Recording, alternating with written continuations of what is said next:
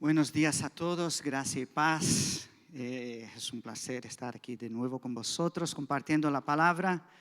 Ya estuve el viernes, hoy Josué ya me había direccionado el texto y la meditación del día de hoy. El título del mensaje, Amando a la Iglesia.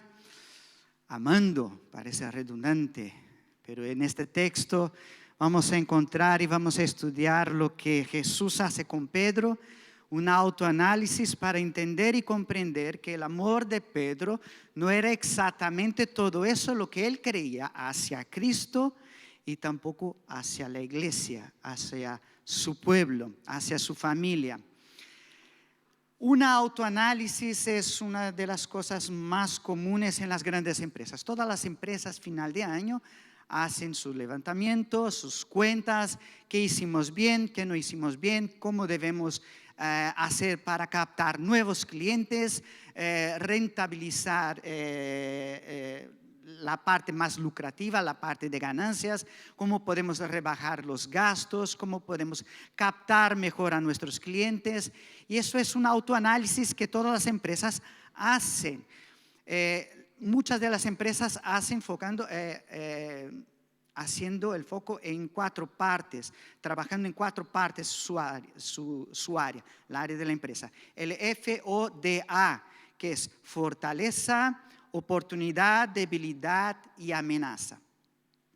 En este aspecto, Jesse Lever, una empresa muy conocida, seguramente tienes algún producto en tu casa de Jesse Lever, las pastas de diente Colgate. Se reunió con sus socios fundadores, con sus socios accionistas, con el departamento de marketing, de logística, de recursos humanos y todo lo demás. Vamos a hacer una autoevaluación de cómo está nuestra empresa. ¿Cuál es la idea? La idea es ganar más, lógicamente, como toda gran empresa. Entonces el departamento de marketing dice, necesitamos poner las propagandas en los lugares donde hay más pico de audiencia. El recursos humanos, necesitamos captación de nuevos trabajadores y más capacitado. Logística, necesitamos que nuestros productos lleguen más rápido y más fácilmente a los stands de los grandes mercados, de los grandes almacenes. La idea es que todo esto funcione para que se venda más y que tú gastes más. Entonces cada uno dijo eso, ¿no? Pero esto ya lo estamos haciendo. Hasta que alguien ahí de un escalón tal vez más mediano dijo, mira, yo tengo un cierto nivel de problema o de dificultad a la mañana cuando me despierto. Y los directores, los accionistas escuchando, ¿y qué es? Me suele difícil sacar la crema, la pasta dental, porque el tubito es tan pequeño, ¿no? Tal vez si lo hiciéramos 50% mayor, yo tendría más facilidad de sacar la pasta dental. Así lo haría más rápido, con más ligereza, con más facilidad, y creo que consumiríamos más. Consumiendo más crema en la pasta dental, tendremos que comprar más. Comprando más, iremos más al mercado y estaremos comprando más el producto.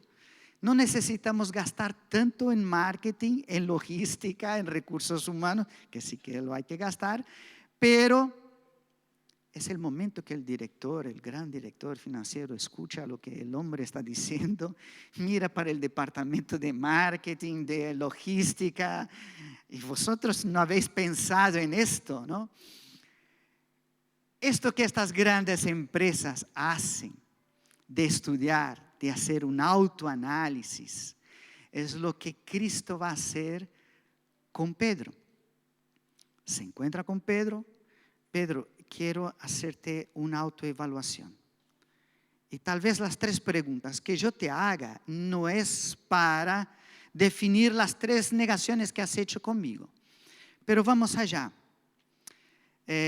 No interpretaría o no pensaría en uno de los puntos principales de este texto sin entender el perdón de Dios. Y creo que aquí Pedro tiene una dificultad para entender el amor de Dios hacia él, y ya lo veremos más adelante, entendiendo este perdón de Dios hacia él, porque Pedro, después de la muerte de Cristo, la alabanza hoy estaba tan maravillosa. La Santa Cena tiene todo que ver con todas las historias y los ambientes que vamos a estar comentando aquí. Pido que estés relembrando de todos los últimos momentos de Cristo, de antes de la muerte y resurrección. Entienda, no hay plan B para Dios. Dios ya sabía que tú ibas a pecar, que tú ibas a fallar y que tu pecado estaría por tu decisión. Pero el perdón de Dios está antes de la fundación del mundo, así como su amor. Dios nos ha amado y Dios nos ha perdonado. Y entender que no hay un plan B, porque Dios nos ama, Dios nos perdona, es el plan B de Cristo. No, Dios nos perdona para que también nosotros pudiéramos perdonar a los demás. Fíjate tú que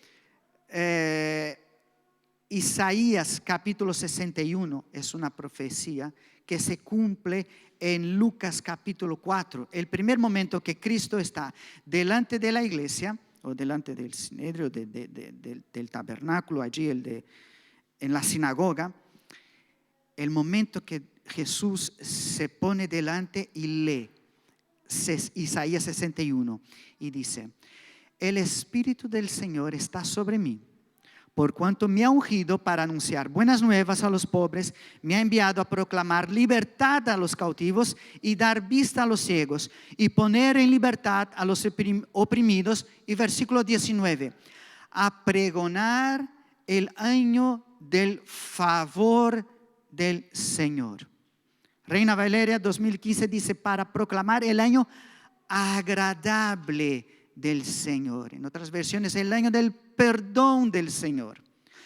Pero si tú te giras a Isaías capítulo 61, dice exactamente eso: el Espíritu del Señor está sobre mí porque me ungió, me ha enviado a predicar las buenas nuevas. Versículo 2, a proclamar el año de la buena voluntad de Jehová y el día de la venganza del Señor. Isaías 61, puede decir allí, el día de la venganza del Señor. Pero por algún motivo, Cristo Jesús, en la sinagoga, no dice el día de la venganza del Señor. Dice el año del favor del Señor, el año agradable del Señor. El perdón, mis amados, es inmerecido.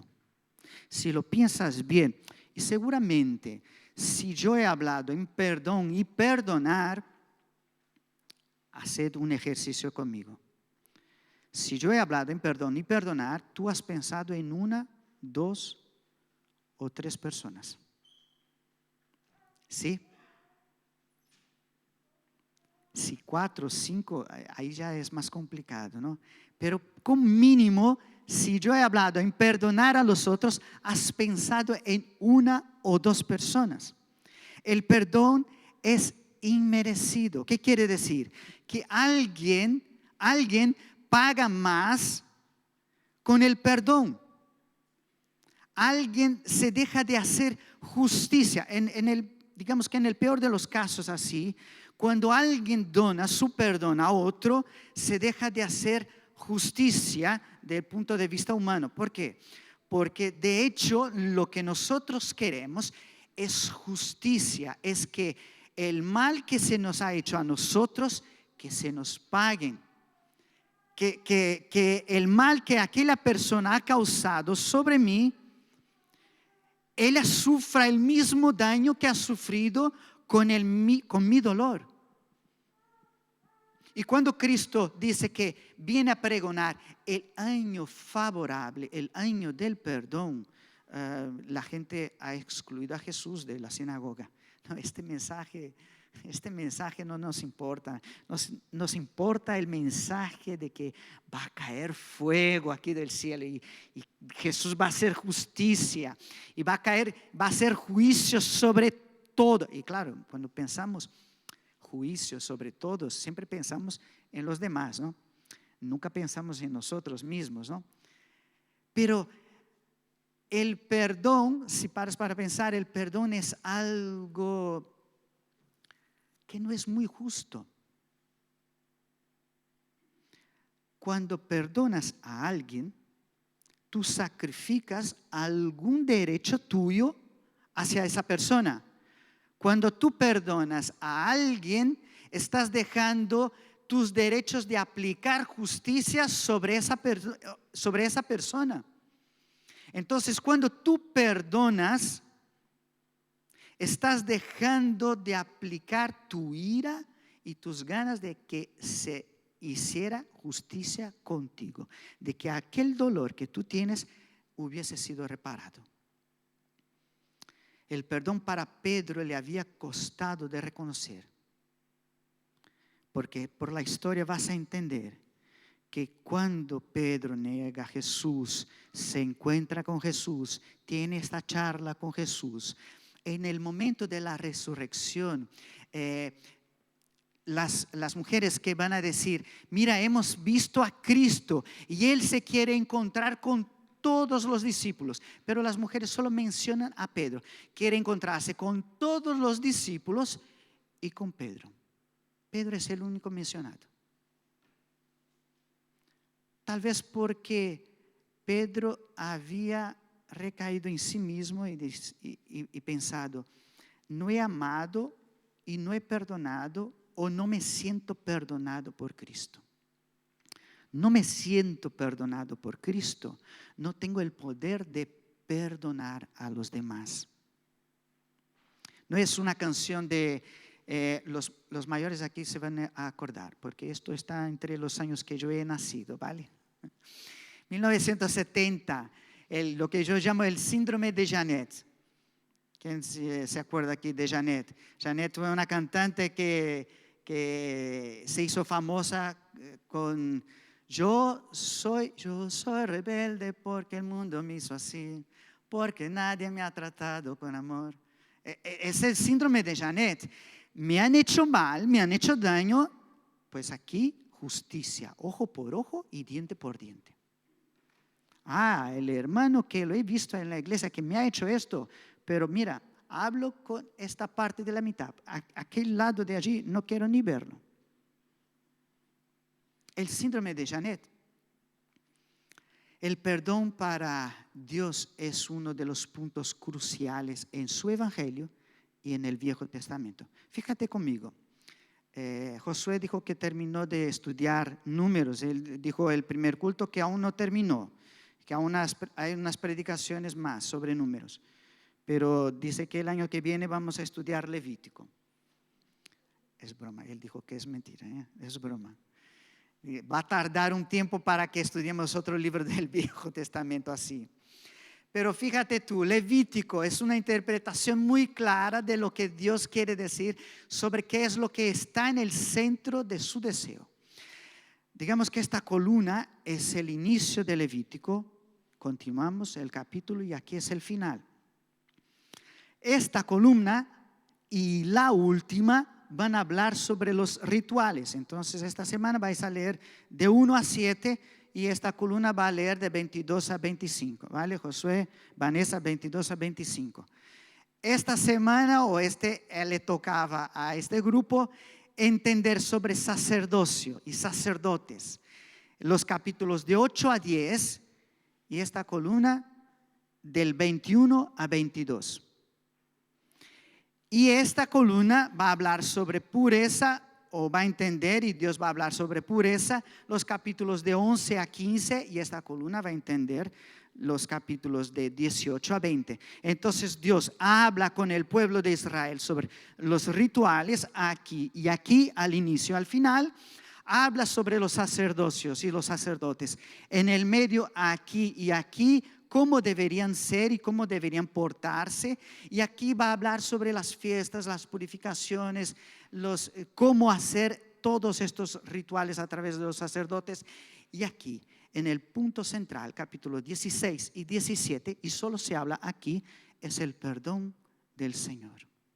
Dios deja claro que el epicentro de la tradición judía no debería ser la ley en sí, no debería ser los rituales en sí, los cultos, las fiestas, no es el sacerdocio en sí, no son las purificaciones, los panes, las fiestas, es el perdón.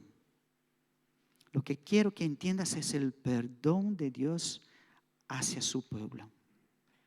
Es en Hebreos que nosotros encontramos capítulo 8, versículo 1 primeramente, esta interpretación de Levítico. Ahora bien, el punto principal de lo que venimos diciendo es que tenemos a tal sumo sacerdote, el cual se sentó a la diestra del trono de la majestad en los cielos, ministro del santuario y de aquel verdadero tabernáculo que levantó el Señor y no el hombre. Capítulo 9, versículo 11 dice: pero estando ya presente Cristo, el sumo sacerdote de los bienes venideros, por el más amplio y más perfecto tabernáculo, no hecho de manos, es decir, no de esta creación, y no por sangre de machos cabríos ni becerros, sino por su propia sangre, entró una vez para siempre en el lugar santísimo, habiendo obtenido la redención. Tú has entendido que Cristo interpreta que Él es el ritual, que Él es el sacerdocio, que Él es la purificación, que Él es el velo, que Él es la tienda, que Él es el tabernáculo, que Él es el propio sacrificio por causa del perdón que tiene a su iglesia y hacia ti y hacia mí. Este perdón es el perdón que Pedro aún no había reconocido y que a nosotros nos llama como iglesia, que amar a la iglesia es el tema de este año, ¿no? Siendo como Jesús, amando a la iglesia, este domingo amando. Pero no hay uno sin dos, no hay sin perdonar y sin amar. Y no puedes amar sin perdonar. ¿Te acuerdas de alguien? ¿Te acuerdas de alguien a quien deseas hacer justicia y que deseas que lo que has perdido, los derechos que has perdido, sean devueltos y que esa persona pague por eso? ¿Has pensado una o dos personas en la cabeza? Vamos al texto. Cuando Cristo pregunta 3 veces a Pedro: Pedro, ¿tú me amas? Algunos teólogos van a decir que Jesús estaba preguntando 3 veces exactamente porque Pedro había negado 3 veces a Jesús. Déjame divagar un poquito sobre esto. Yo voy a intentar entender del punto de vista de la exegesis del texto, de qué es lo que el autor quiere decir, porque es tan rica en las palabras que yo veo aquí. Hacen una pregunta a Cristo: Señor, ¿cuál es el mayor de los mandamientos? Jesús no titubea, piensa: amarás al Señor tu Dios de todo tu corazón, de todo tu entendimiento, con todas tus fuerzas. Y el segundo es parecido a este, semejante a este: amarás a tu prójimo como a ti mismo. Eso lo decía a un escriba, a un intérprete de la ley, porque le estaban preguntando para tentarle. Pero eso contesta, y el escriba, el intérprete de la ley, dice: muy bien, realmente es así. Pero con los discípulos, hace una nueva interpretación de la ley. Juan 13:34 dice: un mandamiento nuevo os doy, que os améis unos a los otros, así como yo os he amado. No es como amar al prójimo como amo a mí mismo. Estamos en un nivel muy fácil o no tan difícil. Pero el amor que tú tienes que tener por la persona que está a tu lado es el mismo, tiene que estar en el mismo nivel que el amor que Cristo tiene por ti. Y seguramente yo voy a decir, "Buah, me lo estás poniendo difícil, Señor Jesús. Tener que aguantar ese hermano". El propósito de la pregunta de Jesús a Pedro es de hacer una autoevaluación. Y la autoevaluación es, Pedro, ¿tú me amas? Y aquí Jesús está diciendo a Pedro, ¿tú me amas? Literalmente está diciendo, Pedro, tú me amas con amor ágape. En la práctica del verbo es, Pedro, tú me amas agapao. Y Pedro le va a contestar, Señor, tú sabes que yo te amo con amor fileo. El amor fileo es el amor de consideración. Pensemos ahora que, por ejemplo, Natalia me pregunte, Marcos, ¿tú me amas con todo amor de tu corazón? Yo ya sé que sí, ¿no? Ya sé que sí. Imagínate que vamos a otra pareja, ¿no? Estoy hablando de mí mismo. Noelia pregunta, ¿me amas?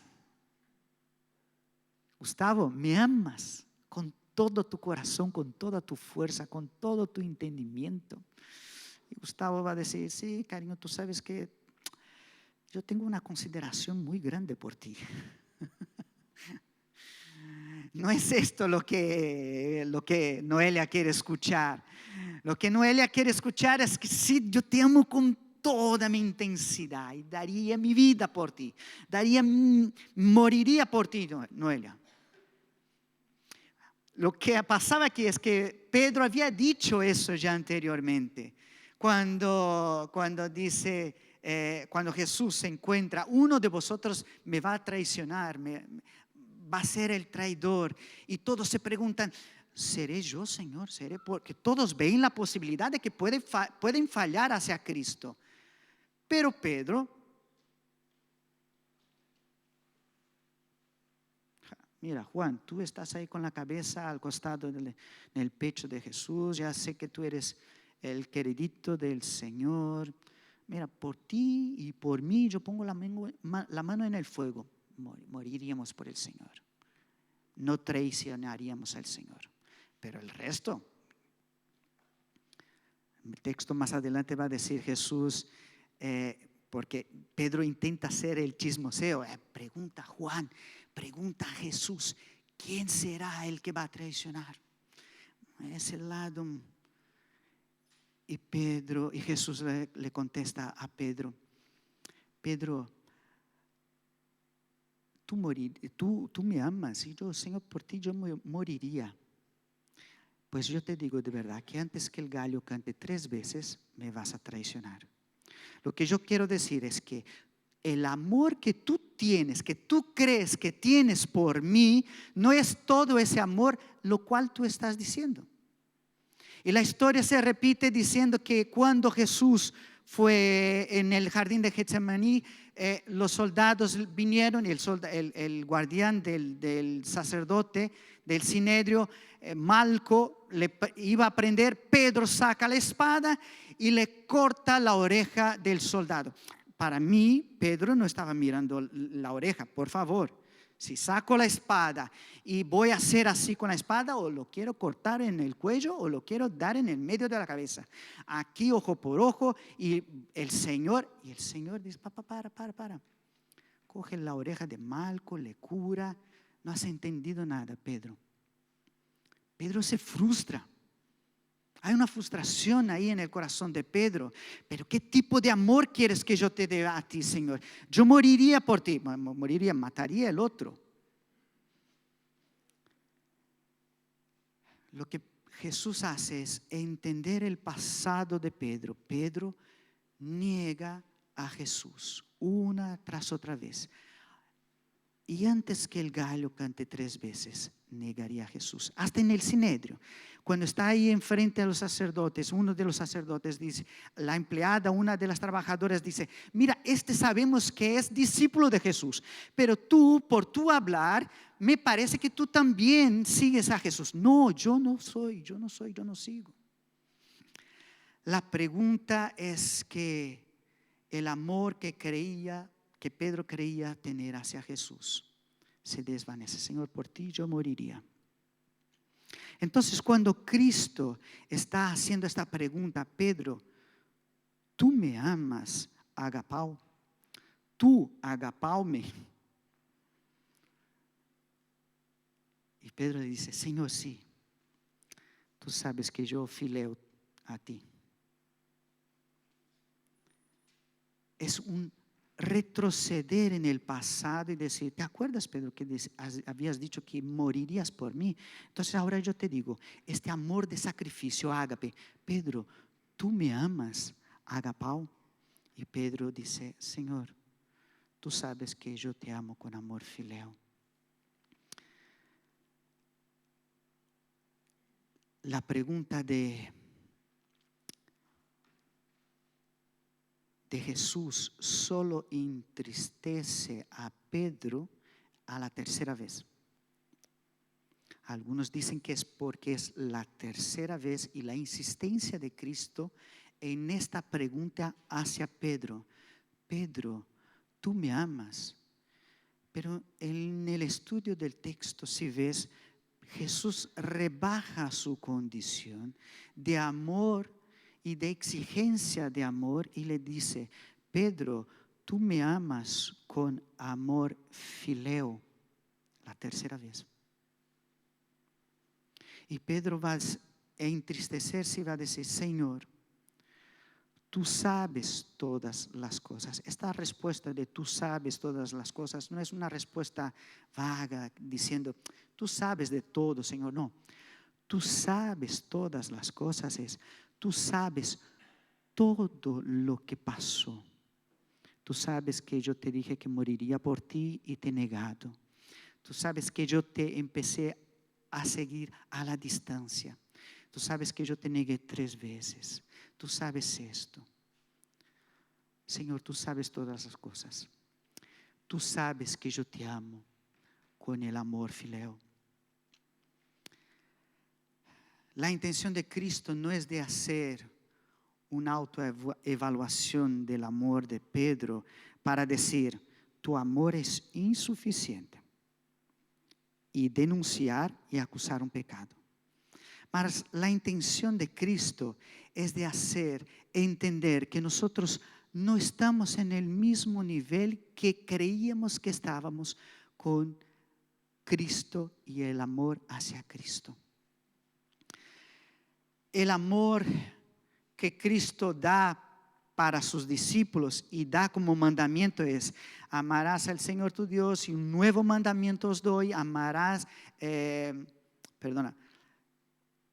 un nuevo mandamiento os doy, que améis unos a los otros, así como yo os he amado. El amor agapao, el amor ágape de sacrificio y de muerte. Fíjate que en Efesios 6:24, Cristo, Dios no deja ninguna posibilidad de tener un nivel menor que este hacia su iglesia y hacia Cristo. La gracia sea con todos los que aman a nuestro Señor Jesucristo con amor inalterable, amor que no cambia. 1 Corintios 16:22. Si alguno no ama al Señor, que sea anatema. En la mejor de las posibilidades, que sea no considerado. En la peor de las posibilidades, que sea maldito. En la iglesia de Éfeso,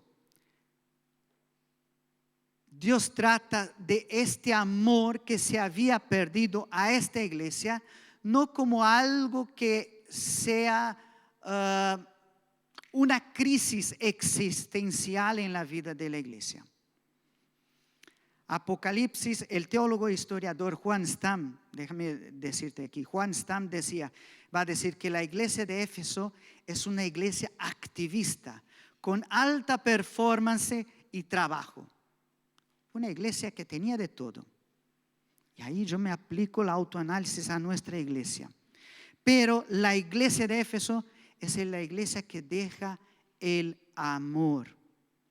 Para la iglesia de Éfeso, y la denuncia que Dios hace es: yo sé de tus obras, sé que has aguantado a los falsos profetas, sé que has trabajado duro, que tienes una labor muy fuerte, pero tengo contra ti que has dejado tu primer amor. La cuestión que se trata Éfeso aquí es que dejar el primer amor no es una cuestión de una crisis, es un pecado. El dejar de amar a Dios no es una crisis existencial, es un pecado. El no amar a su iglesia no es una debilidad mía porque yo no tengo esta capacidad, no, es un pecado. El no amar a tu prójimo como Dios amó a ti no es un problema a ser resuelto no, es un pecado. Y es así que Cristo va a hacer entender en las 3 preguntas para Pedro, diciendo: Pedro, tú me amas, agapao, tú me amas, agapao, tú me amas, fileo. Y él va a decir: sí, Señor, tú sabes que yo te amo, fileo. Pues entonces, apacienta mis ovejas. No hay que entender el amor de Cristo sin el amor a su iglesia. Y si vosotros, y creo que todas las familias somos así, si quieren demostrar el mayor nivel de amor hacia ti, que lo demuestre hacia tu familia. ¿Sí o no? A mis chicos que no me los toquen. A mis hijos que no me los toquen.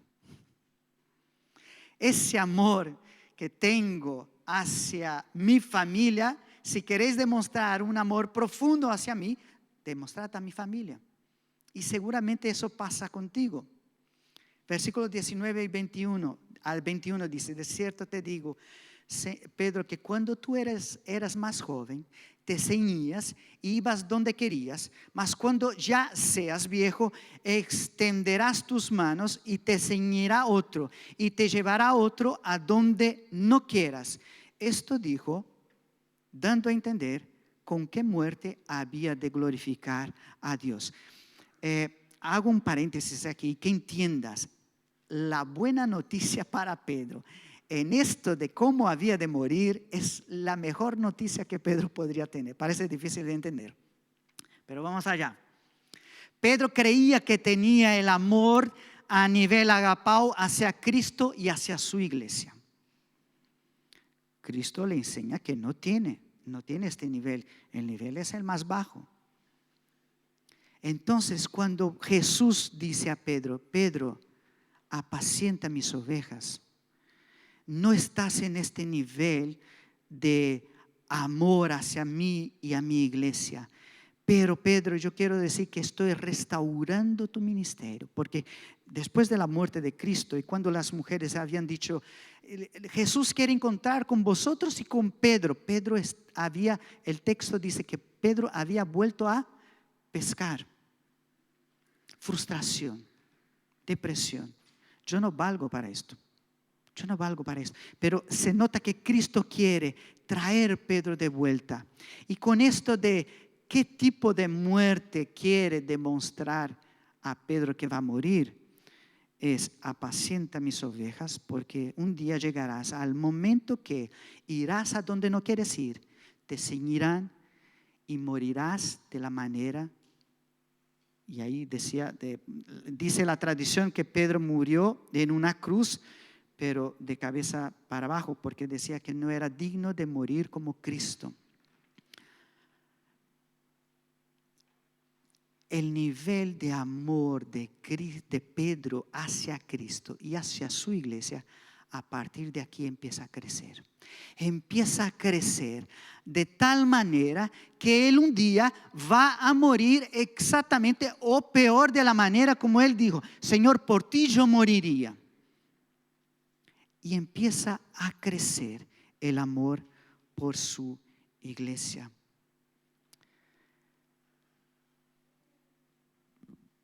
Hoy hicimos la Santa Cena.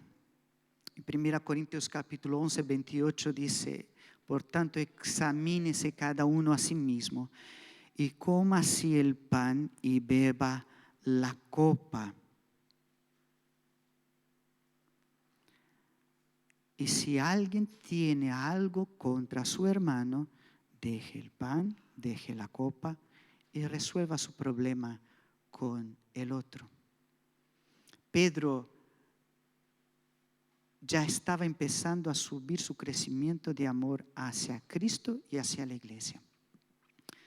Y quiero terminar aquí con una historia que pasó en la iglesia de mi abuelo. Años atrás, muchos años atrás, 2 señoras de la iglesia no se hablaban. Se habían peleado. Por algún motivo o por alguna razón, y que ya no se acordaba qué razón y qué motivo, se habían peleado y no se hablaban. Claro, la pelea de aquellas 2 hermanas fue la pelea de 2 familias. Entonces llega hacia el pastor, era mi abuelo en aquella época, y dijo: pastor, yo no sé, no me cruzo con la hermana tal, no hablo con ella. Ella entra por un lado, yo salgo por el otro y no sé qué hacer. No sé qué hacer. Y pastor, mi abuelo dijo: